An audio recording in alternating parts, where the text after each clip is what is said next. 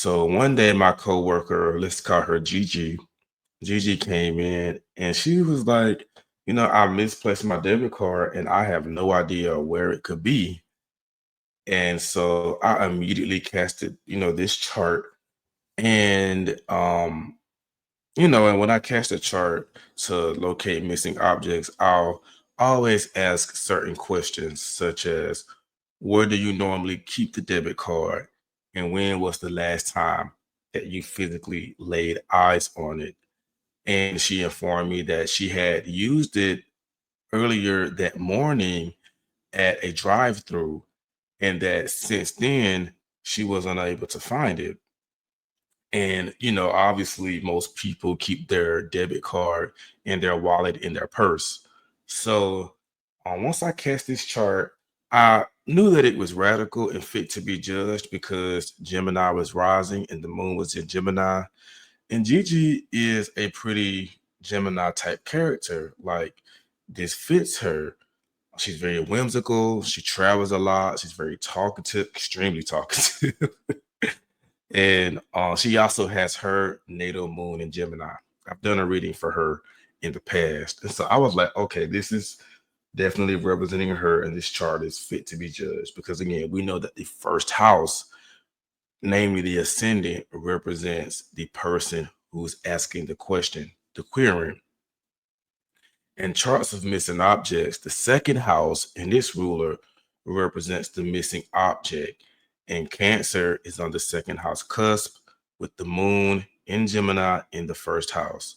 So, upon seeing that, I was confident that she would find the debit card and that it wasn't lost or stolen because the angularity of the first house normally confers that the object will be returned or that it will be relocated. Not relocated, but it will be found. So I told her that, and also, with the ruler of the second house and the first house, that normally means that the object is nearby, like it's not far from you. It could be on the person with their belongings, but it is definitely with them and close by.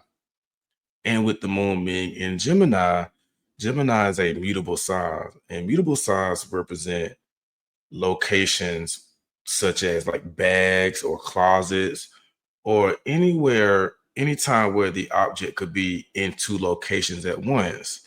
So I told her that it was, possibly in a compartment and that it was traveling with her. I said that it was traveling and moving with her because it has been in my experience that when the second house, when the sign in the second house is also the sign in the third house, that normally means that the object is moving with them. Additionally, the moon is also associated with travel and movement. And when the moon is ruling the second house, it can also show where the object is moving with you. But especially that is the case when you see the ruler of the second house is also ruling the third house.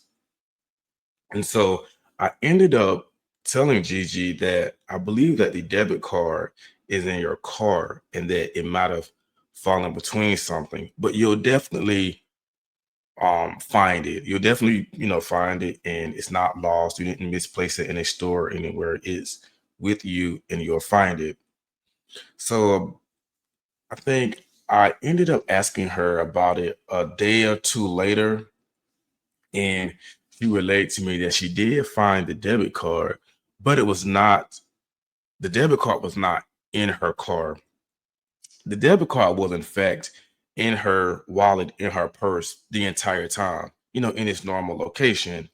So I was right about the debit card being in a compartment, and I was right about it being with her and traveling with her because, of course, her purse or pocketbook is moving with her. And she found the debit card while she was in her car. So she was in her car, rummaging through her pocketbook, and that is when she found it. So she was indeed in her car. And the car thing, the reason I originally stated that it was in her car was because the moon was in Gemini. And we know that Gemini is associated with cars.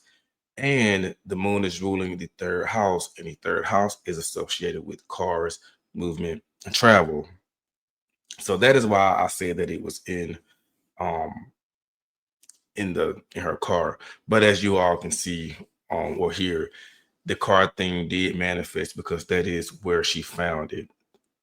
And so I find it interesting that we have Mercury representing her, Gigi, and Mercury is here in the ninth house being combusted by the sun. Oftentimes, when planets are so close to the sun like that, they take on the quality of being invisible, blind. They're blinded by the extreme rays of the sun, so they can't see. So that can symbolize her overlooking the debit card, being blinded and not being able to see it. I don't know if you all have ever heard of the saying, you can't see for looking. And that very much so applies in this case. She was at, when you see that in the horary chart about missing objects, when you see that the ruler of the first is combust, it can often represent where they're overlooking it. So I wanted to share this brief horary demonstration.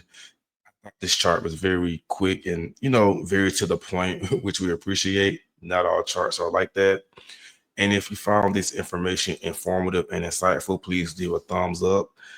Comment down below what are your thoughts on this chart and your approach to charts like this, because I think that there isn't necessarily one way of doing it. And if you would like a reader from me, then you can just shoot me an email. It'll be in my description box below. And until then, next time.